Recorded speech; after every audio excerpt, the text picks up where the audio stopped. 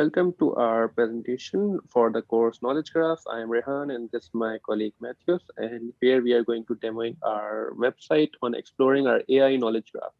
You can see our query editor and you can see different options about recommender, paper title, paper URI. You can use a recommender to search for knowledge graphs and it will give you recommendations. Yeah. And here you can see different recommendations of papers. You can click on those to see more details about them. Similarly, you can also search by paper title. We are going to use the same phrase and we are going to get details about these papers. We can click on the URI to get more details. And here you can see the abstract, the date published, date modified, the page rank, the authors, as well as the list of references for this paper. You can see these are the papers that have referenced this particular paper. You can click on these to get their details about them. You can click on their references and you can make a complete connected trail from this. You can also click on a particular author to get details about that author. Here you can see that this author has written around 5 papers and you can see the details we have. We have also tried to link our authors with DBpedia pages, and you can search for an author like Kramer, and here we are going to see the search results. If we click on it, we get the link attributes as well. Like we have the DBpedia URL for this particular author, and you can see the page where we are going to see the complete details about this particular author. Recall that one of our main goals with this project was to use the knowledge graph to generate research predictions, which could then be used as insights to guide future research. That part of our work is available on the left tab of our UI, where there's a suggested queries tab.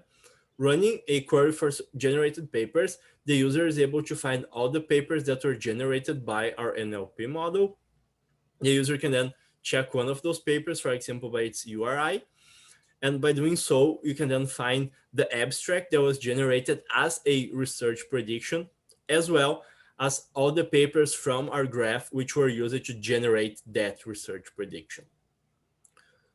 Other elements that were developed throughout our work are also available on the suggested queries part. For example, the page rank that was calculated for all the nodes on our graph.